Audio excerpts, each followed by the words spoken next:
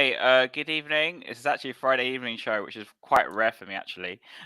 This is Harry from Hasbro TV, and today I've got Chris from Leicester Till I Die. Is that your channel, Leicester Till I Die? Yes? Leicester Till I Die TV, it is indeed, yeah. Yeah. So, you're one of the few opposing fans I've actually had on my channel for quite a while. So obviously One we're of the playing you nice guys. ones. Yeah. So obviously playing you guys tomorrow, and as people might know, Leicester versus Tottenham has a lot of goals in it. Yeah. So, are you going to the game tomorrow, Chris? I'm not. No, unfortunately, I live down on the south coast. I used to have a season ticket, and it was a season at the end of The Great Escape when we stayed up, and I went with my son, and it was like a 7.5 hour return journey. Plus, then to get to the match, what have you. And of course, that season we lost. We went through that period where we just kept losing. And it was. And then my son was going to uni, so he couldn't go the far. And I thought, I don't want to do that journey all on my own. Of course, so I decided not to. And then, of course, we went and won the bloody thing. So I do take credit for that. And obviously, then since then, I live on the south coast, just outside Bournemouth, and I'm not working at the moment thanks to COVID and what have you. So yeah, it's. But I will be watching it on some official stream, I think. I'm sure I will too as well. Yeah. I'm going to my brother's tomorrow to watch actually. So he's got apparently a stream for us. So that should be good. Yeah. I always do watch alongs, and people come on and go like, "Where are you watching it?" And I can't say. Get yourself a fire stick, then you'll be fine. I'm not allowed. Yeah. Because Yeah. sometimes these 3 o'clock games they fall on like Greek TV, so sometimes I get to catch them. But tomorrow we're going to my brother's, so I don't know what he's got in store for us for the source of the stream, but we'll find out. We don't ask those questions, do we? Yeah, we just go there and just enjoy it, hopefully. Exactly. But as a Leicester fan, going to the game, are you confident? No. Not confident? You're not confident. The answer to that, yeah. I mean, we were talking before, and obviously you were on my show last night. Yeah, last night, yeah. We haven't actually got a bad record against yourselves. I said 33 times we've played in the Premier League. We've won 12, you've won 16, we've drawn 5. I say we've won 7 at our place, you've won 7 away. So overall, it's very tight. But if you look at recent history, we might as well just give you the 3 points now and say getting out of bed. It's just. But I mean, you get teams like that. You get teams. Like I said, before it was sort of a certain team sort of in North London with you, and we just couldn't beat them for love nor money. Championship winning team. Season they beat us twice. Then suddenly, I think it was sort of Wenger's last year or something. We suddenly just we got a win over them, and it was sort of the hoodoo was broken. So. Also, when I look at Leicester, I kind of need to talk about Maddison because and Barnes and yeah. So, do you guys see Maddison leaving in the summer or not? This is a very, very tricky one because it all revolves around Youri Tielemans. You think they're kind of linked together in a sense because Tielemans been linked with Arsenal a lot. I know he has, but can we afford to lose Youri Tielemans and James Maddison in the same window? Now, we'll talk about him in a bit. we Harry Maguire. I mean, a lot less. Well, majority of Leicester fans didn't like Harry Maguire when he left us to go to Man United. We love the £80 million that we got. Of course. But the only reason we got that was because he'd come to the board and said, "Look, you saved me when I was at Hull because I'd got relegated and look where Hull have ended up," sort of thing. And you came in and you showed faith in me. He says, "I'm going to want to move on." He said, "I'm an England centre back. Man United is one of is a team I kind of follow, but I don't want you guys to lose out because I'm coming towards the end of my contract." They said, "What I'll do is I'll sign a new contract. And I'll just put a load of conditions in it that if certain clubs that are in Europe or there's a certain amount paid, that I can talk to them." And it was, and that was why we could hold out for 80 million because he'd signed that contract. The long contract, wasn't it? I think.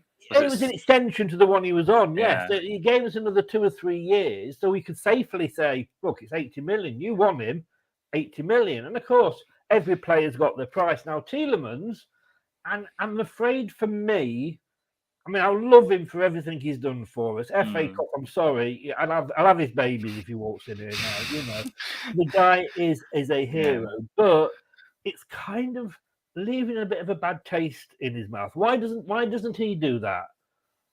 And I'll tell you why, because he knows he'll get a huge signing on fee because there'll be no transfer fee involved. Yeah, it's true. It's true. Yeah. We could have left him. Well, who's come in for him? No, we don't seem to have had any firm offer. Do you rate him though?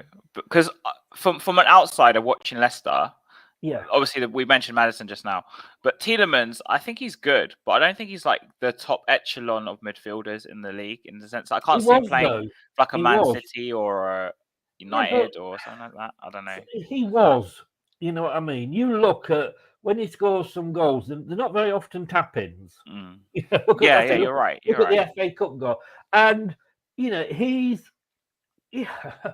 Maddison is good. He's good. He's had to play a slightly different role recently, and he had a bad World Cup, you know. But then everybody in that Belgium team had a bad World Cup. Yeah, that's true. Kind of affected him.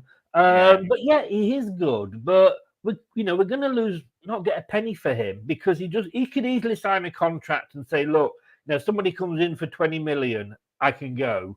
If somebody comes in of a team from Europe, I can go. That's all he's got to do. And then at least we get, because he's worth 20 million of anybody's money. You know, we think he's worth a lot more, obviously, when he's on form. But, you know, he's been playing in a team that struggled this season.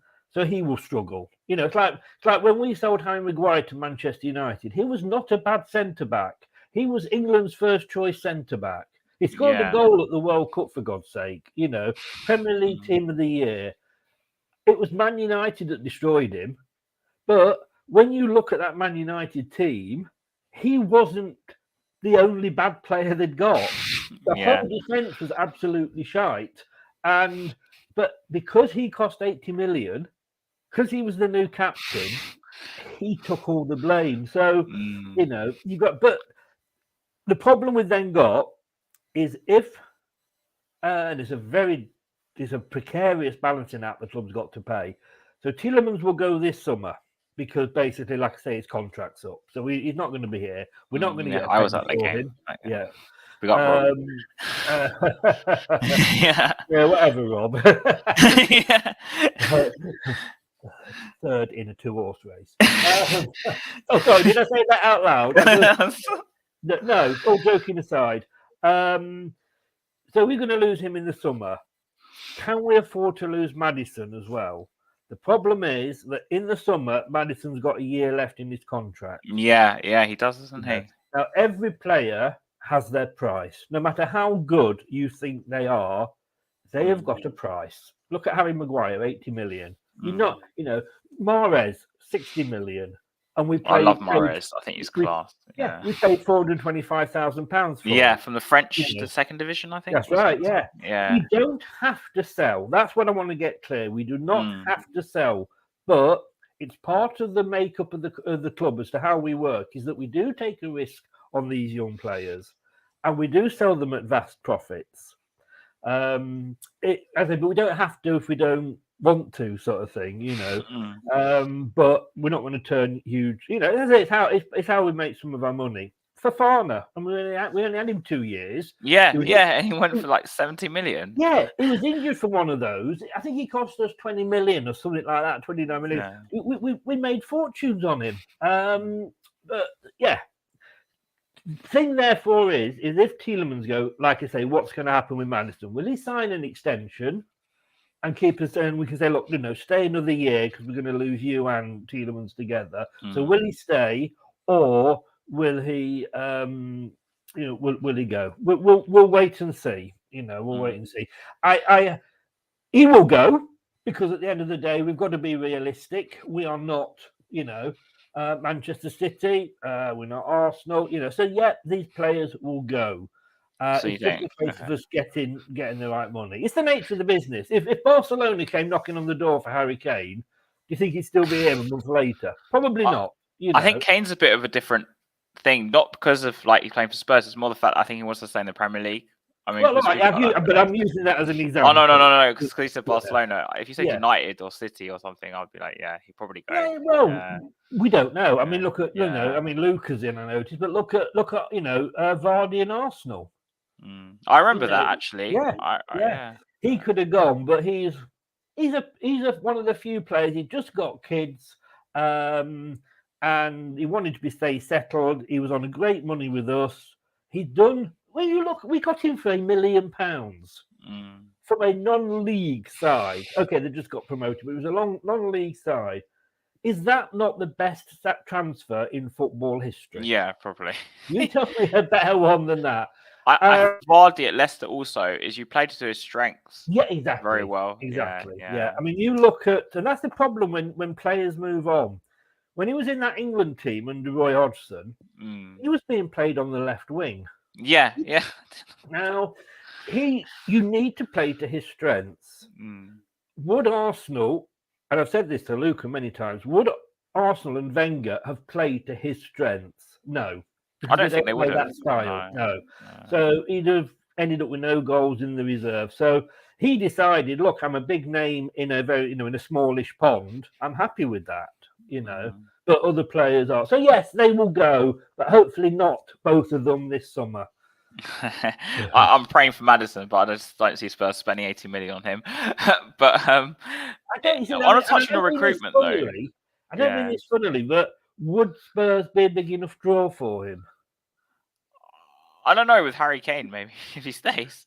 Well, I mean, well done on Harry. We said yesterday on getting his all the goals and breaking the record. And let's face it, Harry Kane, we hate him at Leicester because he always scores against us. That's the only reason. Put an England shirt on him, we love him. You know what I mean? It's one of those.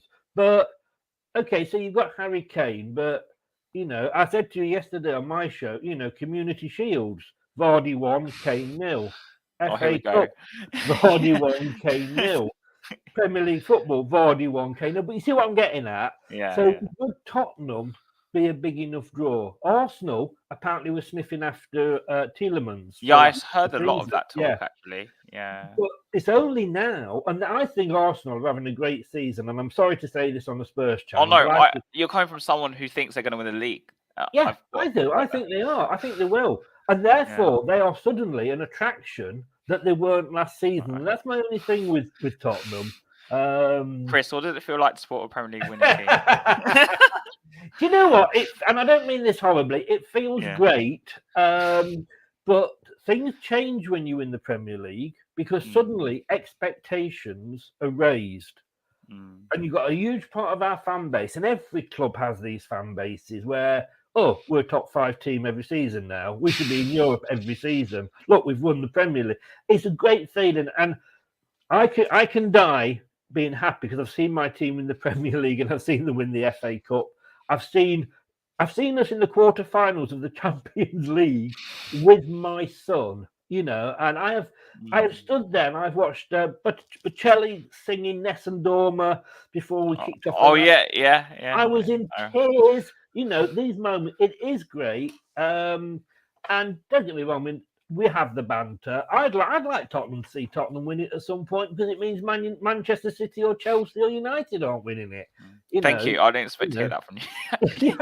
And that's why I like Arsenal to win it. But they've suddenly become, they're a great team. They're probably going to win the Premier League. Well, they should do. It's in their own hands. Let's be honest. But then, therefore, you could get Tielemans going. Yeah, actually, I might go to them. But when he looks at Tottenham, and I don't mean that. I'm not saying this from any part of being horrible or anything. But you are perennial underachievers. We are. We'll talk about it a bit actually, because we're touching on players that potentially might leave your club. Now, one thing I've very admired about Leicester is your recruitment. Okay. Yeah. You tend to recruit very well. What is the secret? Do you know what?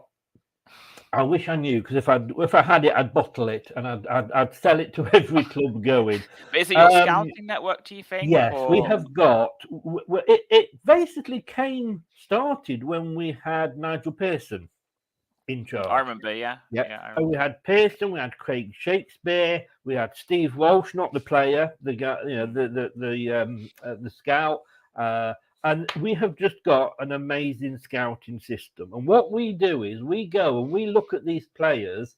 Chelsea, there's no way Chelsea would have spent 20 million or 20, let's say 25 million for, because I can't remember these other 25 million on Fofana. They wouldn't have taken that chance. Clubs like that, the bigger clubs, want to wait. They're happy for us to take the risk, but then they're coming in and paying 70, 80 million pounds for these players. Yeah. But we are looking at those players, and it's amazing how. I mean, you said exactly this last night. You said you were looking at Daka, but you didn't take the risk on him. Yeah. Now, if he doesn't work out, that's obviously a risk, but that we're going to have to live with. But if he does work out in 2 or 3 seasons, I mean, I believe Chelsea have already put an offer in for him. To say that, All right, well, probably. Yeah, once he gets 20 goals, we'll have him, please. But no, it is a good. Now, the funny thing is, when Pearson left, because you look at the players we got then, we got Okazaki. Yeah, I remember him. Amazing. Yeah, amazing. Mahrez, Kante, but it's always been reasonably good. Even when we had Martin O'Neill, Muzzy Izzet, Chelsea reserves, Savage, Man United reject. Muzzy Izzet was actually one of the old school 90s players I always remember. Yeah, it was brilliant. He was only ever in the Chelsea reserves. But the funny thing is, because Steve Walsh went to Everton, he wanted to be sort of up north, and because he comes from the northwest. And Everton thought, well, great, we're getting this guy that's got all these players from Leicester and what have you. And he was rubbish. Absolutely, because you cannot take. It's like buying a Rolls Royce, taking off one wheel, putting it onto a Mini, and thinking you've got a Rolls Royce. It was the team. We've had very good sporting directors and directors of what do they call them? The transfer people that directors of football. Directors of football. Probably, more that people that just sort of do transfers. We lost the guy. We had Lee Cotton-Gutton. We lost him to Atlanta. We've got a guy, I forget his name now, that came from Southampton. He was so loved by Southampton that we couldn't get him in the window. They wouldn't allow him to join us until the summer window was over. Brendan went out and bought a few players himself that he liked, and that went totally and utterly tits up because it was Bertrand, Vestergaard, and Perez. None of them oh God. But now we've got a new guy in. We're getting Sutar. We're getting Christensen, we're getting Tete. Suddenly, Brendan's not been allowed to sort of pick the players, and we're getting good signings again. And we've got a very, very, very good youth system as well. And look at our training ground. Look at our training ground. It's Chilwell came through the youth system, 50 million. Thank you very much. Yeah, he went to Chelsea. He's not done anything really. Yeah. I mean, that's as we like to call them, Leicester B. The way it's going, I think most teams are going to be like something B because Chelsea keep buying everyone. Yeah, I mean it says as annoying as it is, and I know players get up and move on. Of course, I understand it too. Yeah. Stoke will be absolutely peed off with us for taking Harry Sutar. It's all goes down that swings and roundabouts, I guess. Yeah, the bird above shits on the bird below. And the food chain, isn't it? Yeah, the food chain. What I don't like, and this is what gets me with Arsenal fans. It's got me with some Newcastle fans as well. Is when they start and they have that attitude. Well, of course he wants to come to us because we're Arsenal. Well, when was the last time you won anything? Yes, he might want to come to you, but get out of this. Well, we're a bigger club. Newcastle has started, a couple of their fans, not all of them, but a couple of fans have tried to say, well, of course Madison will come to us. We're Newcastle. And that shows some disrespect. I see. I actually can't see where you're coming from, because there's some Spurs fans who act in that sort of way, in the sense that, oh, but we're Tottenham. But if you think about it, the players are going to go to the team with like the recent success of trophies and Europeans or whatever. I mean, Leicester at the moment, we're not. If we were still in the top 5, different story, different conversations. But you've got to accept that we all, like I say, birds on that different level with birds above us, and it's that kind of pack your bags, you come in, to I know that's a joke because he calls it the entertainment stadium. So I know he understands. We'll touch on the ownership in a bit, actually. So because I've really admired Leicester's recruitment. You guys find gems, and like you said, you make money off them. And it's players that obviously I'm guilty of this, very guilty of this, Chris. So Maddison, he came from Norwich. Correct me if I'm wrong. Is it Norwich? He did. So before he signed for you guys, we were linked with him, and I was like, why are we trying to sign someone from the Championship? We need someone better. And then we end up signing from Leicester. No word of a lie. A year later, I was like, we should have signed him. The thing is, though, I hear this so often. We were in for Daka, or somebody else said, we were in for Inacho, or we were in for the. Yeah, we were living in Inacho as well. Yeah. Well, if you're in for these players, buy them. It's not rocket science, but like I say, you guys, you want, because you're the big clubs. And actually, I'm not just saying this about Tottenham. It's the whole big six, if you like. Welcome to the shit. Yeah, I do. Hey, we're there ourselves at the moment. But no, it's I forgot what I was going to say now. Yeah, he's took you thrown you quite off. Yeah, it's take that risk if you want to, but you don't. You want the finished article. Well, it's fine. Yeah, I think you're going to pay us £80 million for a player that we got for 20. And you're going by someone or 2 or 3 players with that 80 million to bolster the squad with, and in 2 years they'll be better. It's just, it cost us less than we sold Fofana for to replace have got Valface, Christensen, Suter, and Tete. So we got 4 players for what Chelsea paid us. Well, of course, I haven't got all the money for one player. Yeah, exactly. So bring it on. Audi FC. Oh my god. Hey, don't you knock? I live above an Audi. Don't you knock it? Actually, I used to shop at Audi quite a lot. But so obviously, I'm going to talk about the ownership, because I hear from a lot of Leicester fans that you guys have a very good relationship with your ownership. Yeah. Obviously, we had the sad news of what happened with the helicopter. I remember a few years ago, which I actually remember that quite well. And that was really sad. And then obviously his son, is it his son who took over? I think. Yeah. Carried it on. His eldest son. And obviously he kept the sort of relationship between the ownership and the fans, despite that happening. What do you think is key to the fact that you guys have such a good relationship with your owners, especially, and I'm going to talk about Tottenham in a minute afterwards, but what is the differences? What is the reason why you guys get on with them so well? And why do you trust them? They have never given us any reason not to trust them. They did a poll a few years ago, and it said, like, it was asked all the Premier League clubs how much they like their owners. Leicester, obviously, we were top with I think it was 96%, and I was sat there, and Leicester fans were going like, "What's the 4% that aren't really happy with our owners?" Now, don't get me wrong, they're not like the owners of Manchester City. They're not rich, but they're not that rich. Same with Newcastle. You've got to have money really to have sort of some success. I mean, even when we won the league, although we weren't rich, compare us to Rochdale or somebody like that, we were.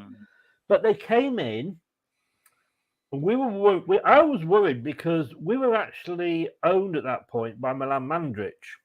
I remember. He'd sold Portsmouth, because he'd owned Portsmouth, to a guy, I think it was called Gay Mark or something like that, who basically was the biggest crook going. And he absolutely fleeced Portsmouth, which is why Portsmouth are in the situation. I remember, because Harry Redknapp was the manager, and he spent all that money. Yes, indeed. So we were a little bit worried, but these guys came in, and the first thing they did, they said, "Right, we want to buy the club," and we'd literally been at the point of going out of business for the second time. It was Milan Mandrić that saved us, and they said, "But we want to stay, but Milan, we want you to stay for 6 months." and show us how it's done. Mm. And we went, because of course he owned quite a few different clubs and in America. So we're thinking, well, maybe these guys, they're actually being serious about this, because they're not just coming in and saying this is how, and they never did at any point say, we are going to do this. It was always a case of, how do you feel if we did this? Okay. So we when we first were, as they invented, but when we first were formed, we were called Leicester Fosse, FOSSE, because of the old I didn't Roman know that. Fosse Road. And we're going back to that 1880s Okay. sort of thing, before my time even. Yeah. And he said, right, because we're thinking about going back to Leicester Fosse to give us a different identity. But they didn't just do it, not like Vincent Tan at Cardiff who changed the shirt colour. They came in and they actually put a poll in a Matchday magazine saying, do you want to change? Are you happy? Did you prefer to be called Leicester City or Leicester Fosse? And everybody said, well, majority said Leicester City. Yeah. And the owners went, all right then, that's what you want. We'll leave it as Leicester Here we go. City. Yeah. The next thing they did was, we didn't own the stadium. We were in debt with the stadium to teach us, the American insurance company who'd loaned us the money. Because, like I say, we'd literally gone out, Orders would have gone out of business. So what they did, they bought the stadium back. Oh, okay. And said, right, this is our stadium now. That's why it was renamed the Walkers to the King Power. Yeah, yeah. And they said, right, we're going to take that money, but put it into shares, so that you're not in debt. And the other debt that we've taken on, we're going to put that. So it was 103 million pounds that they put into debt, debt into shares to make us debt free. And then it's little things like, the top son, when we got promoted from the Championship, he made a joke during the season that he said, like, if we get promoted, I'll get everybody a beer. He said, I'll get you all a beer. And we thought, yeah, okay, whatever. Yeah. First game of the next season. Well, no, sorry, the last game of that season, because we were already up. We went down. We all got a beer. There's free beer outside. And on the birthdays, the chairman's birthday, we always got a beer and a cake. I remember, I heard about this. You turn up for an away game, and it's an early, say it's Newcastle or something, and we're there at 6 o'clock. Free bacon sandwiches. What is not to love about these guys? They won us the Premier League, for God's sake. We would not have done that if it wasn't for them and their investment and their backing. And they didn't just buy the club. The first thing they did, I can remember, in the first game of the season, when after they bought us, there was a guy who was driving round to all the stadiums on his bike to collect money for his son who needed an operation in America. And he was after whatever amount it was, and he was something like 75,000 short. He'd got a lot of money, and they got him on the pitch before the game, and they gave him a check for 75,000. They donate money to the local hospital and children's ward. Oh, wow, I didn't know that. Actually. Yeah. So they've not bought the club; they've bought into the community, which is a big thing, I think. Yes. Yeah. So you have got the fans of the club love them, but the residents of Leicestershire love them as well. Oh, that says a lot, actually. Yeah. That really does say a lot. Yeah. And unfortunately, I was supposed to go to that game when the helicopter accident happened, and I ended up not going because it was on telly and everything. Absolutely sad times. And I've got to say, I remember it so well, actually. Yeah. Thank you to everybody from every club. It shows that football, it's not always about rivalry. Yeah, you have your banter, but that's where it should stop. And, we were getting well wishes off, West Ham, who we didn't particularly get on with, Nottingham Forest, who we definitely, but, it was coming from everywhere, the warmth that was coming. And it was very humbling, to be honest with you. And then the son's come in, and it's a learning curve for him because, at the ownership, their company is into hotels and duty free. So they got literally wiped out by COVID, But yeah, Can't fault them. No, I mean, if Carling did football owners, I mean, they do, and we got them, But do you think that, like, from what I'm hearing, what you're telling me, right? So obviously at Tottenham, we don't get a lot of these bacon sandwiches or supporting the community, but do you think the humanistic standpoint is a very important thing in a sense that they give back to the fans to dedicate all this time to go watch you guys, especially when you went to the away game? I thought that was quite a significant thing. Yeah, I mean, whatever you say about Roman Abramovich, I've got to say he's always at the match. He was always he's always there, isn't he?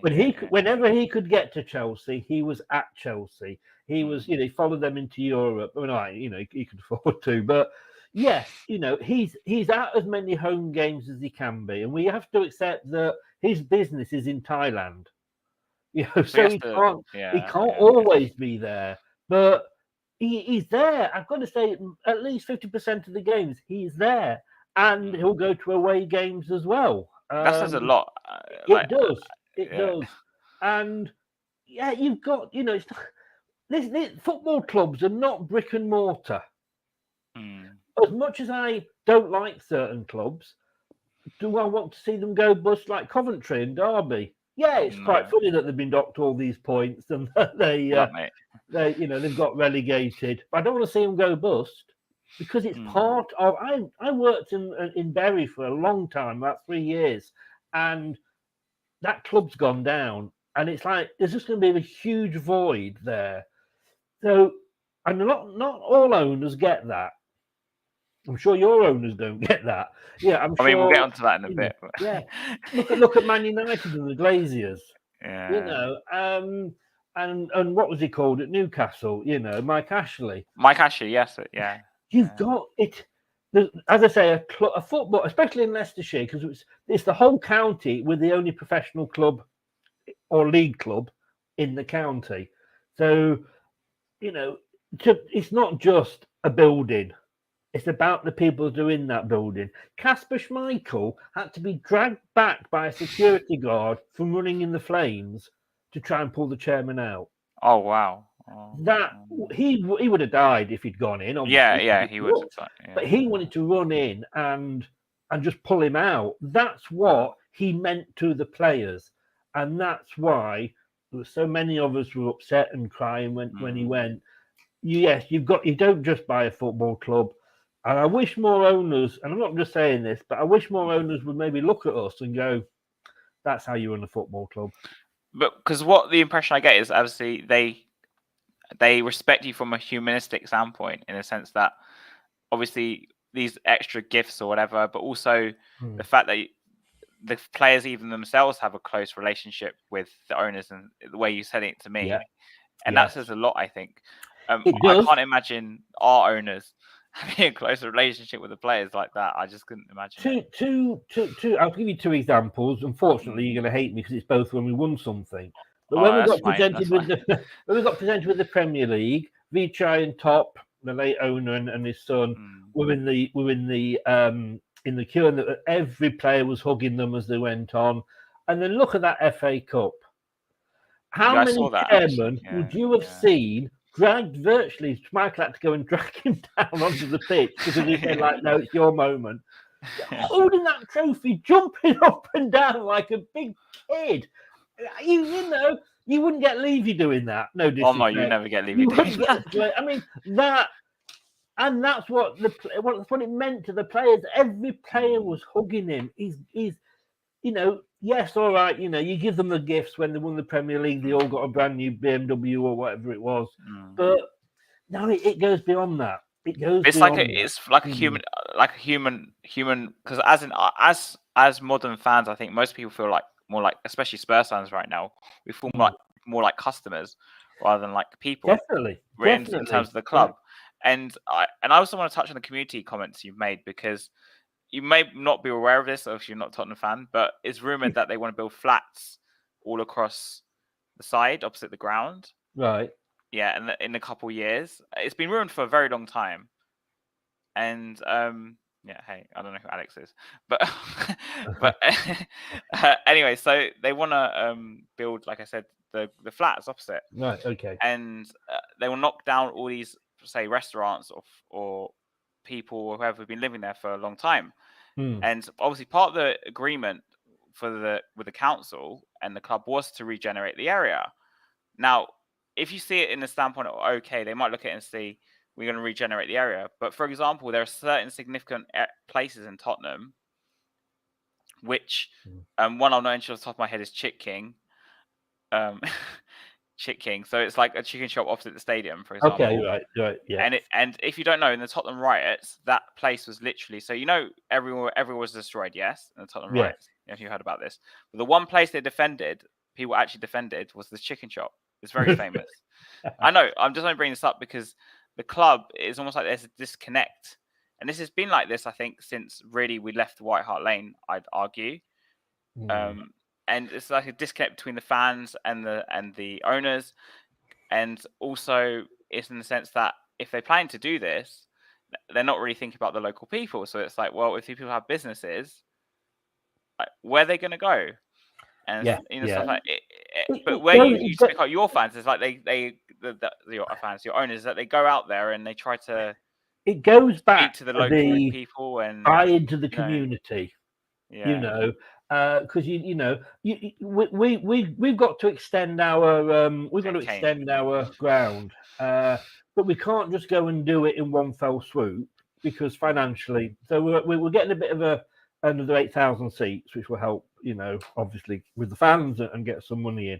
But what they've also done over the sort of 10 odd years, that they've been there, they've also just between the main road and the stadium, there's a huge swathe of land that bit by bit has come up, and bit by bit they bought it. So now they are talking that they're going to, when they do the stadium expansion, they have put planning, which has finally been approved for. They're going to build a hotel, which is their business, but they're going to build a musical arena where there'll be acts on that will go and watch. There's going to be a huge new shop. There's going to be offices. It's going to be basically a huge entertainment centre.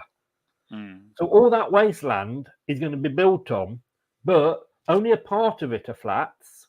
The rest of it is all, it's going to help the club. Because like I said, there's going to be this auditorium for music concerts. There's going to be shops on there as well. Because obviously it's not in the town centre, so there's not, a lot of shops close by. So if they were looking at it and go, we're just going to build a load of flats, you go, okay, I kind of get it. But they're not, because they know that will attract businesses into Leicester, which in turn will eventually help the club. Well, it's interesting to bring it up because Levy has come out recently in a documentary or something, or some quotes. I'm not sure exactly where it's from, saying that, as you know, obviously build a training ground, they built the stadium, and they're planning to build. It was rumors about a cinema. Hey, big up, mate. Big up, Leo. You're right. Okay, build like a cinema. It was rumors of that as well, and stuff like that. Now, the difference I think at Tottenham is there's a very big mistrust between whether that money, like obviously we have Beyonce concerts, Lady Gaga concerts, and all this. Whether that money will actually go back into the club, because Levy told us in was it 2021 or 2020, somewhere around that time, or maybe just before, that all the money generated from these things will go back into the club. Now, as a Leicester fan, because your owners have a big relationship with you, do you trust that money will go back into the team? Yes. Compared to someone like me who doesn't. Well, I mean, they have just, because everybody was sort of saying when he died, would Top, when Vichai passed away, would Top carry on, or would you just want to say, look, it's my dad and I can't do this anymore? Yeah, I know what you're saying. No, he came out and said, I'm committed to the club. He's had all this trouble with COVID, because I say it's absolutely killed the business. He's got that to run as well. I mean, he's got brothers and sisters, don't get me wrong, but it's a lot to suddenly. It wasn't like it was slowly passed over to him. All this was sort of, dad died, he had to take it on. What he is doing, I mean, they've just written off another 194 million pounds of debt. They've converted that into shares. That is money that King Power, the group, had lent to Leicester. Because obviously when we get that 70 million off Chelsea, you don't get it all in one go. It's over in installments. Yeah. So for us to go out and then spend some money ourselves, we have to have kind of loans to help it do. So we were loaned, that 194 million pounds potentially was owed to King Power. Well, it was owed to King Power, the company. They wrote that off. They said, no, we're going to convert that into shares. That's what can't you again? What is there not to trust about them? If he's going to write off 194 million pounds, I do kind of trust him. I don't think you'd ever really hear that from anyone. So, what do you think, as an outside looking at Tottenham, right, with Levy and ENIC and others, what can they do to say? Because obviously, there's people like me who's very Levy out, and most of the YouTubers on here who, especially even much bigger channels than me, right? They are very Levy out, and it's growing even more and more each day. What can Levy do or ENIC do to salvage the relationship and the trust between the fans? Do you think? Is there anything they can do? No, I honestly don't think there is. And hi, Hayden, by the way. I thought I recognised the name. How you? I think you've been on my channel. Nice, mate. Well, nice to see you again. No, whatever he does now will never take that mistrust away that you've got. It is very easy to get trust. It's even easier to lose it and even harder to get it back. It's like if Mike Ashley had suddenly spent millions and millions and millions at Newcastle, would the Newcastle fans still have trusted him? No, And I don't. Sorry. You don't think so? Sorry. No, I don't, because they can maybe like him again, and that's different. You can suddenly like somebody, and let's be honest with you, if somebody came up and gave you £1 million tomorrow, whether you trust him or not, you'd like him. It's true. True. Yeah. But he has had so many years of mismanagement. Our owners, we didn't like Brendan. We kind of. Again, it was that mentality where we've had 2 top 5 finishes, FA Cup. What are we doing in the bottom half of the table? Rodgers out, and I was shouting for that as much as the next one, but we never shouted for top, to leave. And it's you've got. He's kept faith with Rodgers, so we have to, like I say, trust him, and we trust him. Because we know that they sacked managers in the past. They sacked Sven-Goran Eriksson. They sacked. I remember. Yeah. They sacked Pearson after he kept us up with a great system. So they're not scared of making these decisions. But I can't see what Levy can. It's gone too far. You think it's gone too far? What has he ever done for? Our owners never get involved, as far as I know. Obviously, in transfers, never get involved with the running of the club. With the sort of running of the team, shall we say? It's just the manager gets on with. Yeah. And you hear, and I don't know, I'm not a Tottenham fan, but you hear all these rumours that you've had some good managers, and I thought Conte, because you should have got him at the start of the season, and it was a joke. I mean, that guy Levy took your club to become a laughingstock. Because who was it you got from Wolves when he came? Nuno. He was choice number 20 or something like that. Yeah, at least you know that too. Yeah, it was. We were sat here laughing. I mean, you were being linked with Rodgers. Everyone, Rodgers was a name we've always been linked with. Brendan Rodgers, actually. And there was times when we would have said, "Come and get him," but it was a joke. To be totally honest with you, the club with aspirations of Tottenham could not attract a manager. And I thought when you got Conte then halfway through the season, that he would come in and go, "You need me more than I need you." Yeah. He's got millions. Whenever these managers are sacked, they walk away with millions. They don't need to work again. And I thought he would go in and say, "Right, you bugger off. Let me run the team. This is who I want. You get them. I want, or this is the position I want. These are 5 players that'll fill that. I would like to fill that. Go and get me one of them." And yet it's not. It still seems to be rumblings there, and it's like if you can't get it right now. And I thought this was. I had you finishing third in the Premier League at the start. Yeah, that's amazing actually. And I thought you got a great manager. Move on. Obviously, you have got Harry Kane. Whatever we joke about him, he's going to get you goals. And I just don't know what it is. What is it? There is a saying out there. Oh, you're being very Spursy, and it kind of Spurs are definitely being very Spursy at the moment. And I don't think Levy. I think he's gone past that now. I really do.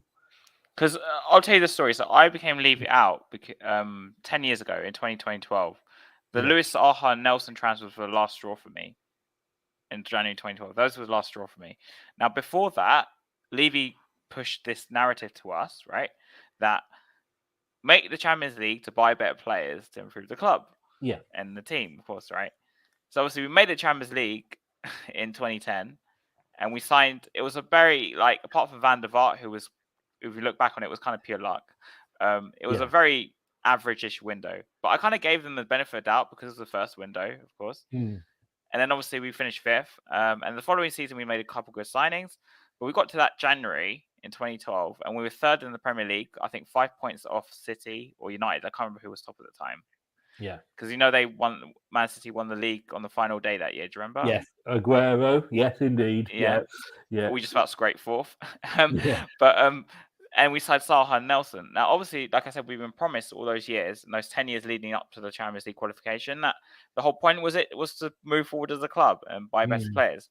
But as shown in those 2 windows on the Redknapp, or 3 windows on the Redknapp, it was obviously a lie because you look at someone like Pochettino who made the Champions League.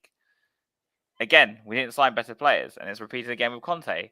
So that's why I turned Levy out. And then obviously there's some fans when the new stadium was saying, oh, we need to wait for the new stadium. And then again, he said that we make a new stadium and then that. And it's just a recurring cycle. So in a sense, do you think all the time, isn't it? So do you see Levy ever selling Spurs? Or Spurs, ENIC ever going?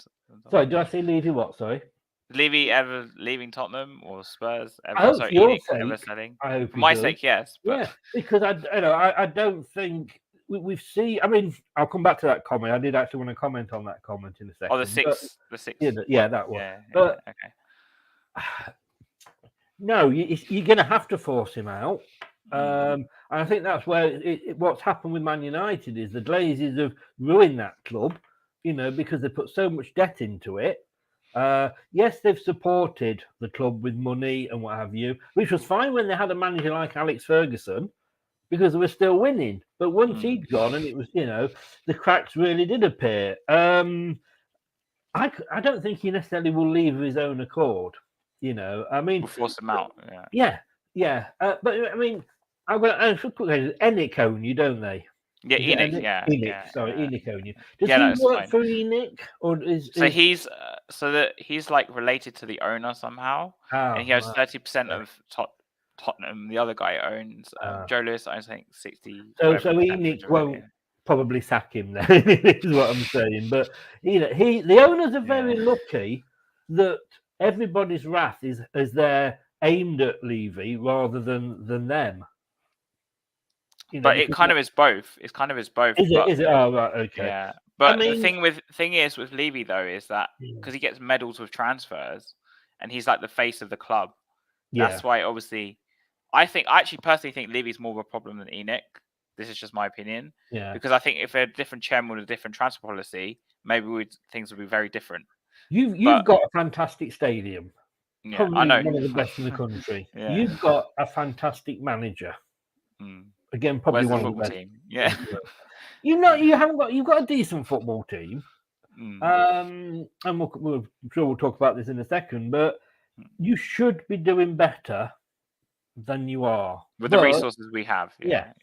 But you are trying to recruit again, I'm from the outside looking in, so forgive me if I'm wrong, but you're trying to recoup the money that you spent to build the stadium. And that was obviously one of the reasons why you were in the original, Super League when it was. Yeah, you remember that. Because European Super League, because of the money involved. It's all about money these days, Yeah, I it know. really is. I hope for your sake it does, because I don't think while they are there, I can't see You don't see you. Spurs winning anything, do you? Not. Yeah, they're not going to say they're never going to win anything. They can win a cup. Everybody can win a cup on. It's one-off games on the day, but it's long. It's long. He's not happy, is he? What's the No. He's What's not the point? happy, Yeah. But it's whether you can get sustained success. Yeah. Wigan won the FA Cup and then got relegated. Yeah. We won the FA Cup. We then didn't. So we won the Premier League. Premier League, yes. Sorry to keep saying that, but when we won the Premier League, we didn't. Well, we kind of kept it up, but we didn't sort of drop off the scale completely. No, you took it. Yeah. And we had a few changes of manager and everything, but we've had a couple of top fives. We got to a semi-final of a European competition. Okay, you might laugh though it was the conference. I don't give a shit. It's the conference. It was a European competition. It's ironic you say that, because a lot of Spurs fans, when we were in there, disrespected that. I wanted us to win that. We hadn't won a trophy for like 15 years. Yeah. Would you have? I would have loved. It was a brand new trophy, and to win I the first team to be the first name on there. And I tell you what, who wanted to really, really want to win it? Jose Mourinho. Yeah, he won it. And he won it. Yeah. And it's. But I don't care. It's a competition. I'm like you. I just want to win everything. Yeah, any trophy. I don't like certain competitions. I'm not a fan of the Carabao Cup. But if I'm in it, I want us to win it. Yeah, exactly. But you have to be careful as well. It's not all about buying big names, right? Because anybody can go and buy big names. But it's getting. I mean, look at Man City. How much is their squad?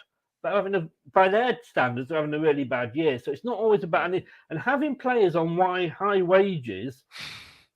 That actually I knew who'd really, say that. He's winding me up, or is he winding me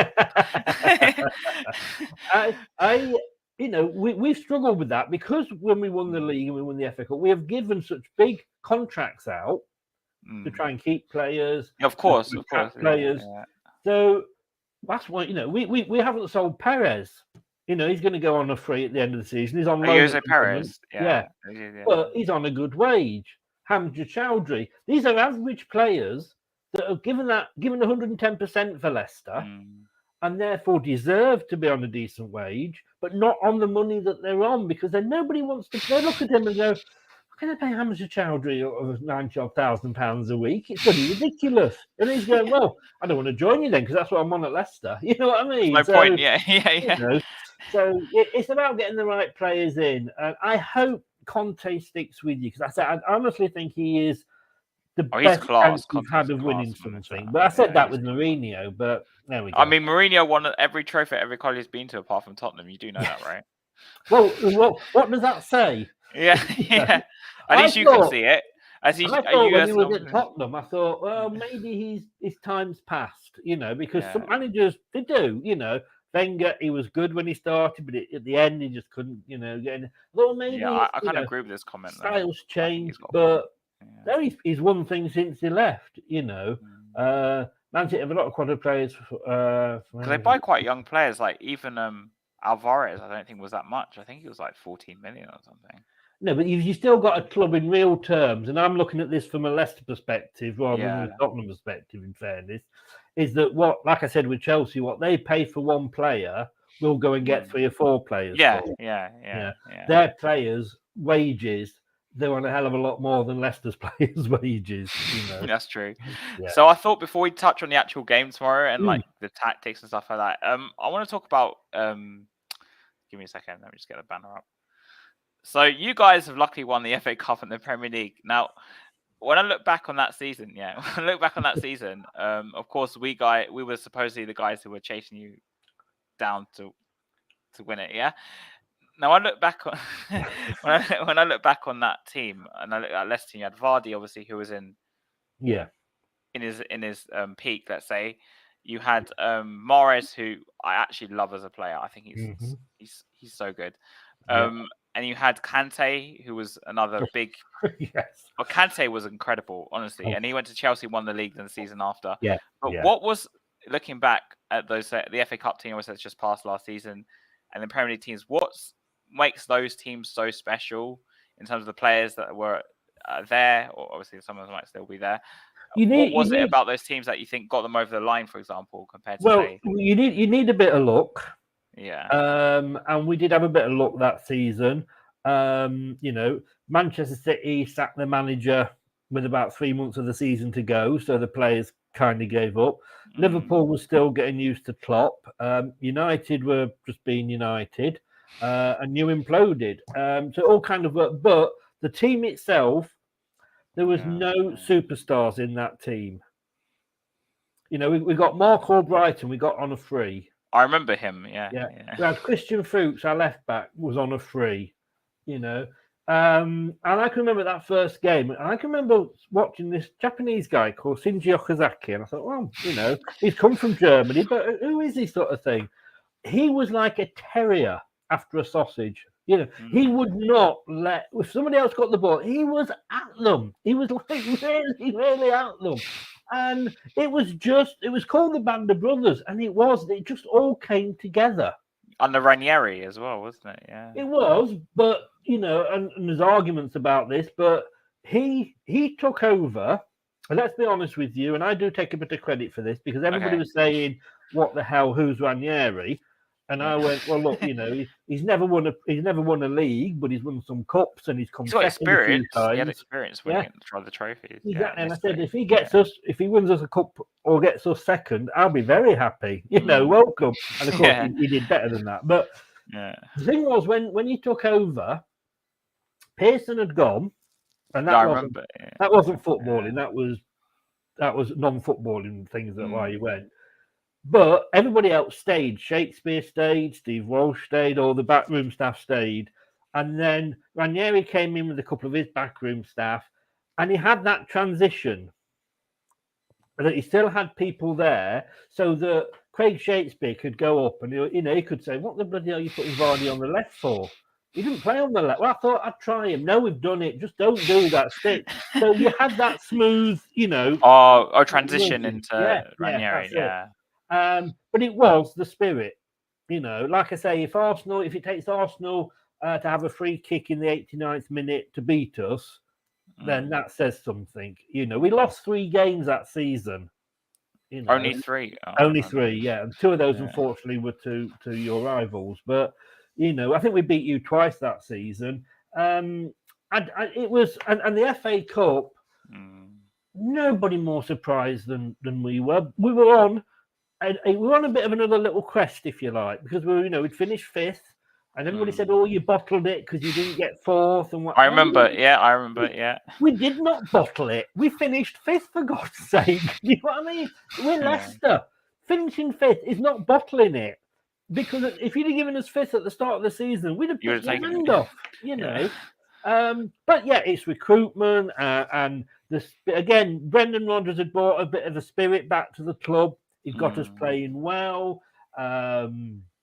We did all right with the draw with the League Cup, with the FA Cup.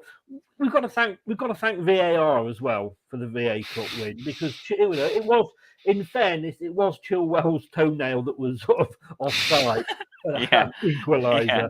But it has given us one of the best moments ever, which was that Chelsea fan that was filming himself in the crowd, celebrating because they'd equalised. He was still filming himself when it came up no goal, and his face was brilliant. It's a spirit, and it's not all about having big stars, because you put someone, for example, if you put Harry Kane in our squad, as good as he is and as good as he would do, it would cause unrest. Because he'd be on twice as much, probably, if not more, than our best player. It's true, actually. Yeah. You'd be going on and say, "Well, I want that. I want that." So we do buy these youngsters. We do, but that's all part of it as well. It's not just, as I say, it's about the whole club, and it's about the whole ethics of the club.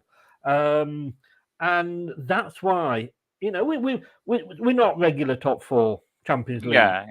We aspire to that. We're not Newcastle, and we won't get there, because we've got a load of money. But we're not poor, and we can wheel and deal, sort of thing. But it is all about, I say Pearson went, and it was his team almost, because he even picked Kante. Kante came. That's true. He signed him, not Ranieri.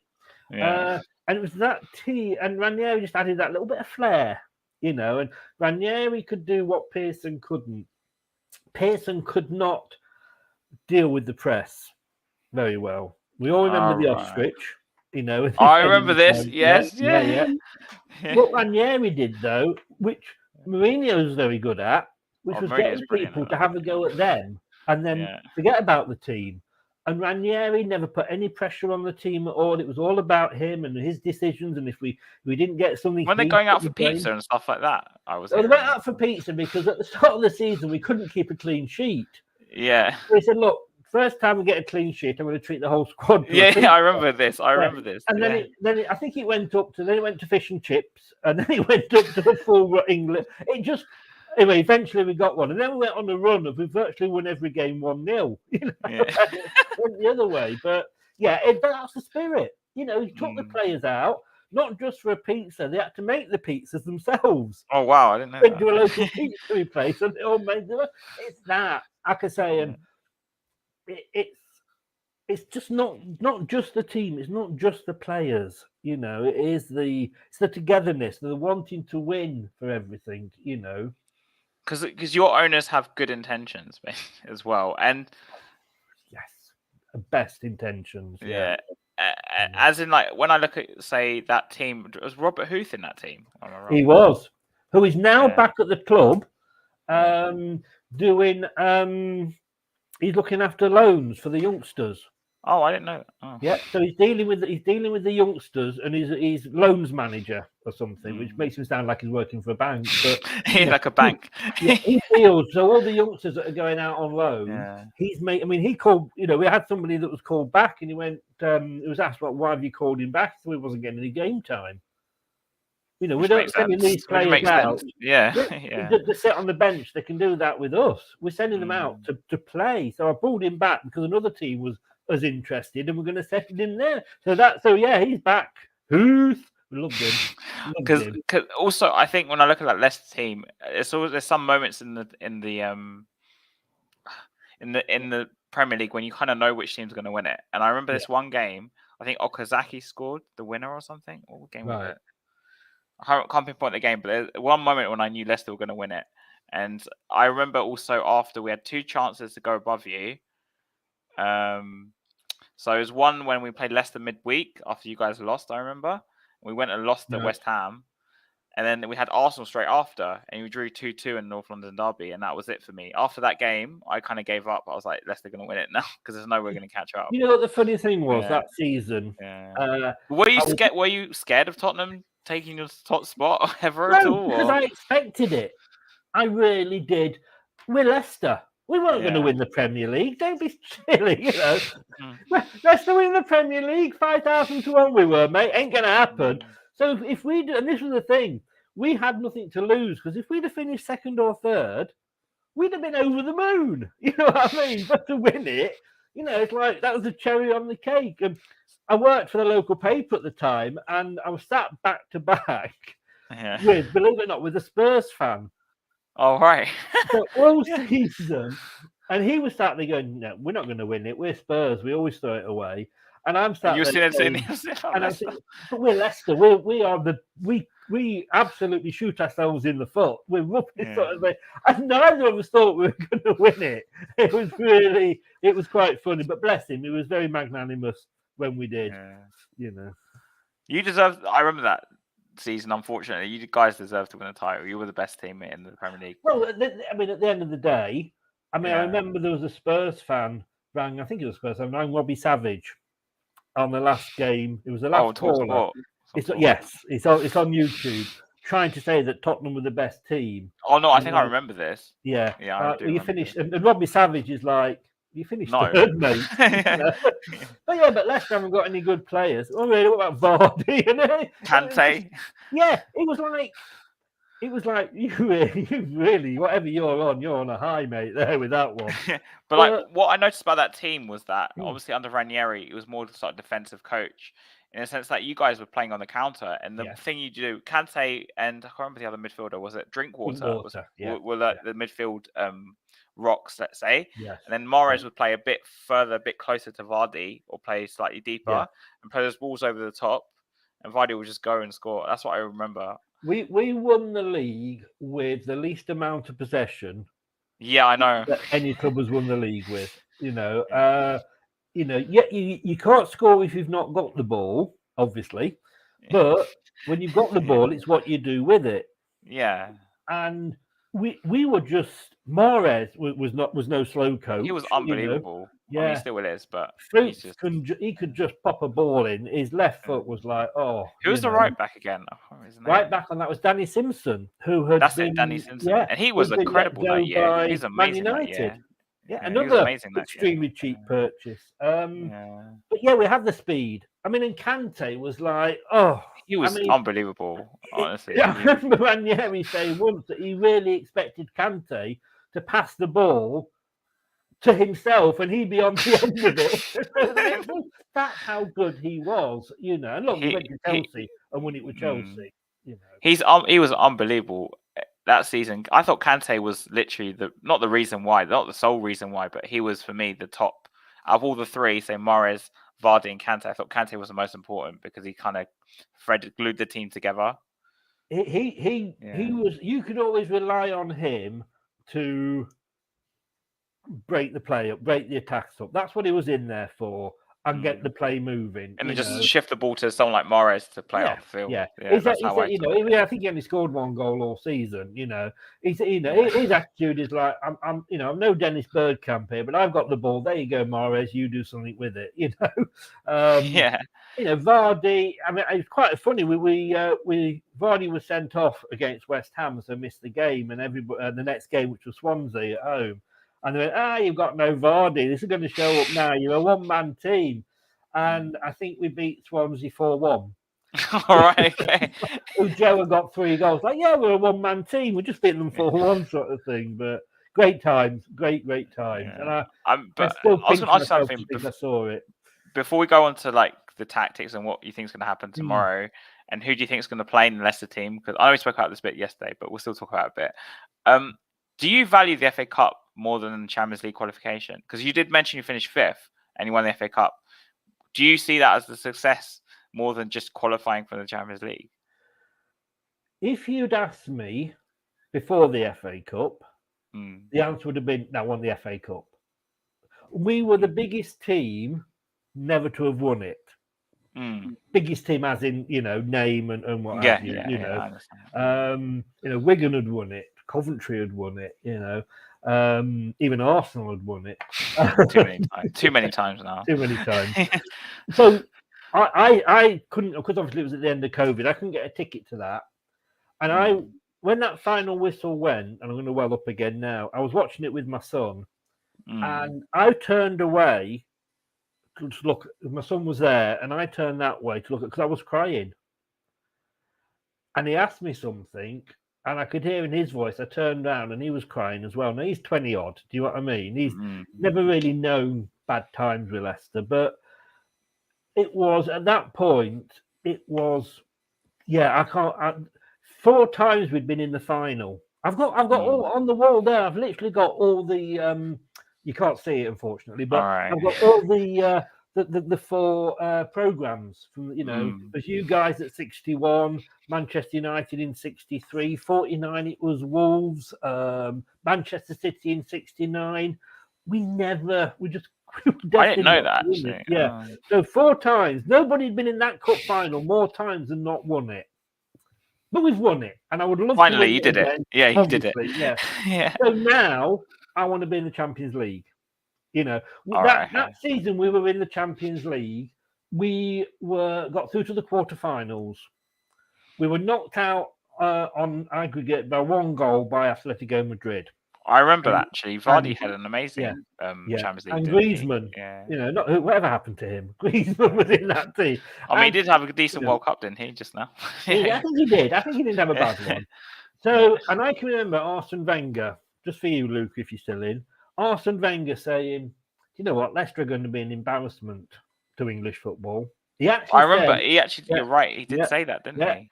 Now, this was a season that Arsenal lost 10-2 in a two-legged game. I mean, that's a little bit embarrassing, isn't it? But Yeah. we were, and I had a T-shirt printed. It says, Yeah. Leicester City, the last British team still in the Champions League. Because we went further than any other English team that season. In the quarterfinals, with the only English and If you want to know, we got knocked out the groups that year, I think. Probably, and I think Man City possibly did as well. But we just all right. Again, the draw was in our favour, but you can only play who's in front of you. It's true. You know. It's true. But our draw, I remember our group, because Pochettino's first season in the Champions League, our group was quite easy too on paper. Let's say on paper, Yeah. and we should really have gone through, but we got knocked out. We went to Europa League, got knocked out in the knockouts straight away to Ghent. I remember this because it was at Wembley, I think.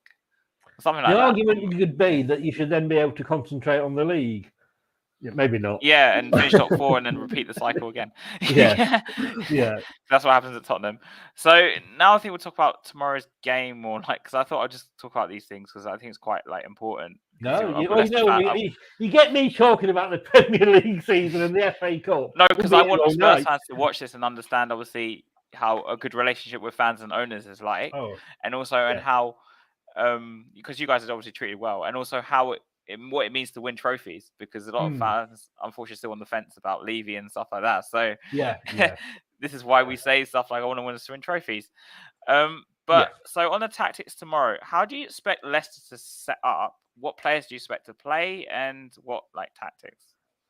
Fingers crossed that he goes for exactly the same that he did last week. Because which is, sorry, I didn't watch the game. So. No, what do you mean you didn't watch it? Come on, what are you doing? Basically, last week we went, and I think it was a 4-2-3-1.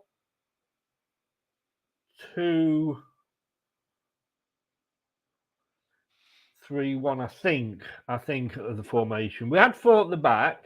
We had 3 debutants in there that were starting for the first time. We played, and we're playing Aston Villa here, who, they've got Emery now as their manager. They were 11th, so the highest team we'd beaten this season. But we had Ward in goal, Christensen, who, oh God, what a buy he's going to be as left back. We had Mount Faze and Suter, the new guy, at 2 centre backs, and then we had Castagna, Belgium international, at right back. We had no defensive midfielder in there at all. Interesting. We had Harvey Barnes on one side. No, sorry, Kieran Dewsbury on one side, and my memory's going. And in the middle, we had Tielemans and Maddison, and we got Tete, the new signing, on the left, and then we had Inacho up front. Now, we've never had that balance. Tete has given us an amazing balance. We've never had a Brazilian play for us before, but he gave. I mean, he was amazing. Once he got into the game, all 3 of them were that started. But Maddison, and I know you like Maddison.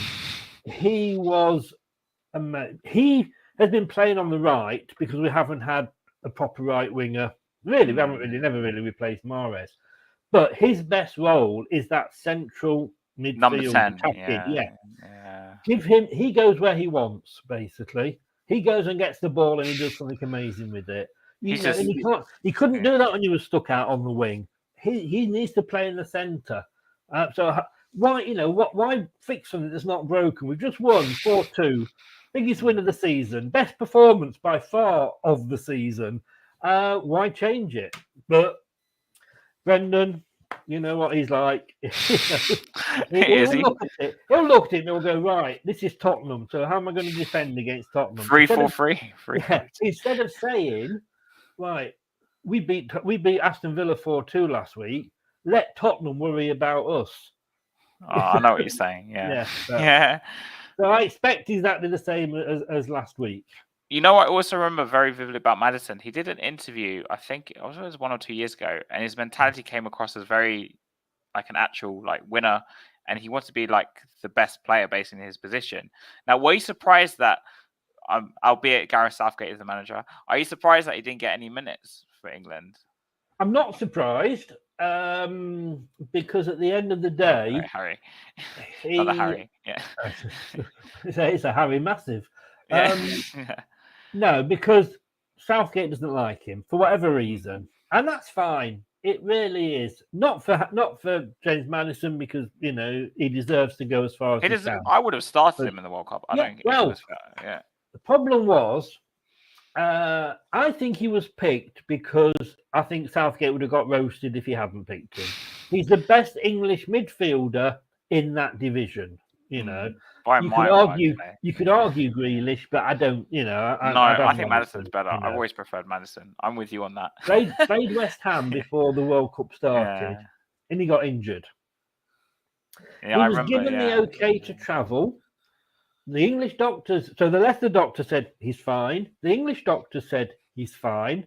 But then for the first game, he was injured. The second game, he was kind of still carrying a bit of an injury. There's a lot of Spurs love for Madison, unfortunately. Sorry. You want to swap? You want to swap him for Harry Kane? Not really. I want to see behind Harry Kane. Pay Harry Kane's wages, by the way. And then for the third game, of course, he wasn't match fit. Yeah, I remember. Yeah, and but England got to the knockouts. Yeah, but then we got through to the next game. But again, we just won the previous game. Why would Gareth change something again that wasn't broken, if you like?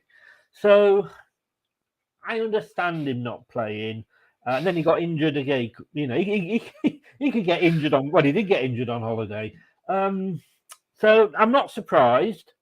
And we have to accept that the England managers.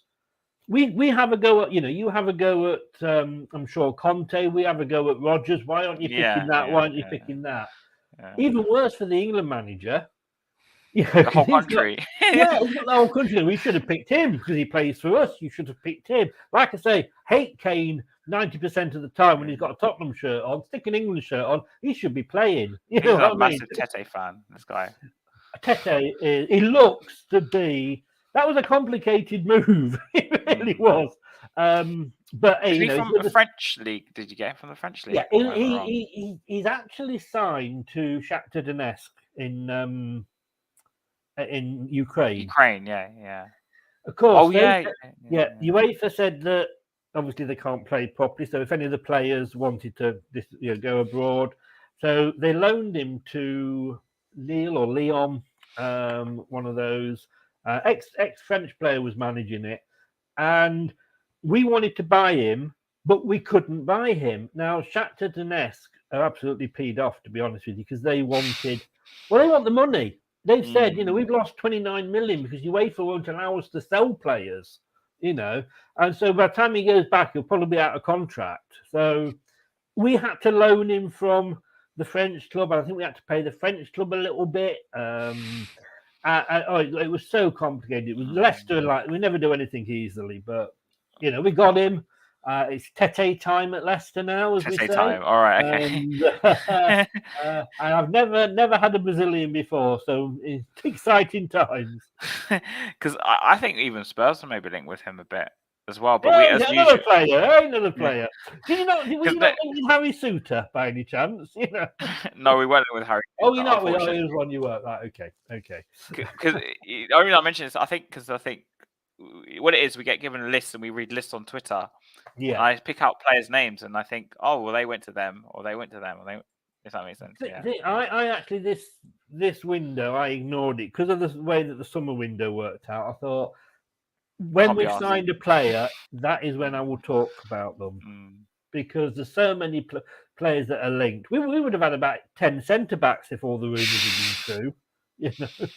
In Spurs' case, we didn't. We were chasing one player all window pretty much, and yeah, got a couple in.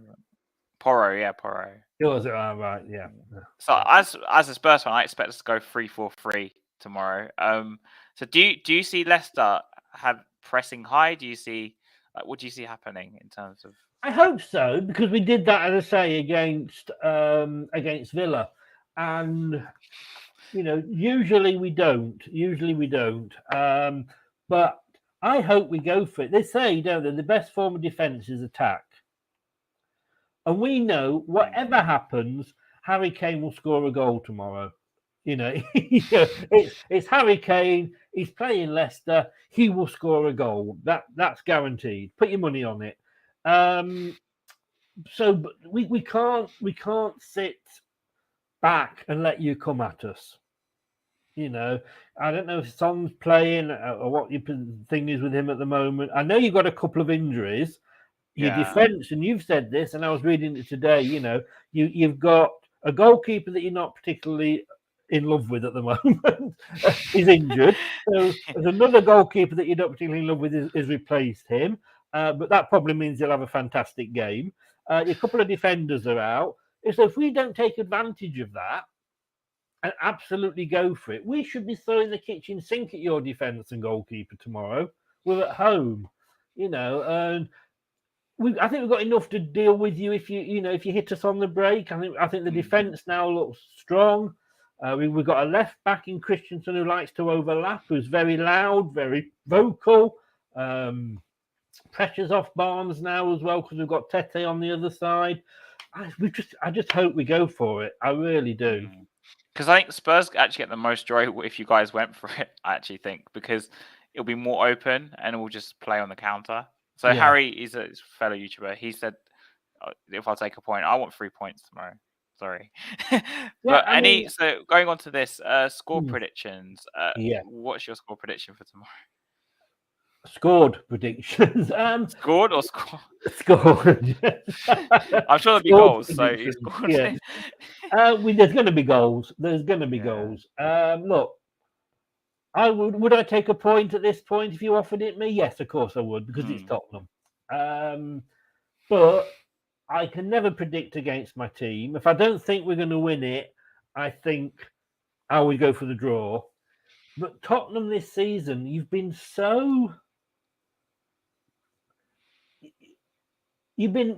consistently inconsistent. I think you said that last night. Yeah. You know, if you'd have been consistent, you'd have been challenging for the title now. I know. You know. So it depends which Tottenham turns up. Exactly. Yep. Exactly. Yeah. Exactly. Conte, I've heard, might be back for the game. Yeah, he could be back. He's had his gallbladder thing. Yeah. I wish him well. I hope he's all right. I hope he doesn't come. I hope he does come back. He doesn't. He's not done bad without him. I think he's won the games where he's not been there. But I'm going to go 3-2 Leicester. Because it's my team. We're at home. We've got the Brazilian with us now. You know, let's go. But you'll get. So do you see Maddison getting on the score sheet then? Yes. Yeah. Personally, I'd love to see. If you give us a free kick, which apparently according to set pieces are quality, aren't they? I think. Oh God, yes. And Christensen as well. I mean, his corners. We finally got somebody that can take a corner and get it past the first man. We have that problem as well. But if you give us a free kick, and again, it says that you're very good at giving free kicks away. If you give him one within range, then Maddison. Yeah, he's going to hit the target, isn't he? Yeah. Yeah. Because like I said last night on your show, I'm going 4-3 Tottenham. Yeah, I'm sorry. No, I wouldn't expect anything less of you. Do you know what I mean? You're a Tottenham fan at the end of the day. We know there's going to be goals. That's the thing. I think it's a guarantee. Yeah. So before we just close off, where can any Spurs fans or even Leicester fans who tune in find you? I am on YouTube on Leicester Till I Die TV, as it says there, and on all the socials, Facebook, Twitter, except Instagram. It's all Leicester Till I Die, isn't it? It's Leicester Till I Die TV again, yes. And if anybody is bored tomorrow and not going to the match, join me at 2:30 on my channel. If you don't mind me saying this, I'm doing a watch along.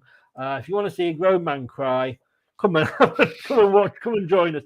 But look, we get fans from every club. I don't mind any fan coming on as the opposition. Bit of banter. It's just a laugh, isn't it? Anybody that wants to come along and watch it. Yeah. So before I go, come on, you Spurs, and obviously if you guys are watching, because there's 11 of you watching, if you haven't subscribed already, please subscribe to the channel and put on notifications. For guys watching, I'll be back on Sunday at 4:00 to review the game and to talk about Milan on Tuesday on Valentine's Day. So if anyone's watching in advance, happy Valentine's Day. And hopefully Tottenham win tomorrow. And yes, it's nice to have you on, Chris. I've even put a hand there pointing to the trophy just in case you couldn't see it. At least you know how to win trophies. The only trophies I've seen the Carabao Cup. So. Well, I'm saying nothing. Nothing. All right. And you've been a brilliant guest, and I'm sure I'll have you on again when we play. No, it's been a pleasure. Thank you for having me on. Thanks for having me on good luck for the rest of the season. Hope you keep hold of Conte because there's rumours that he might leave, and I hope Levy leaves and as well for you. Yeah, thank you. Yeah. All the best, I think the Spurs fans will join the comments. All right. Take care. Take care.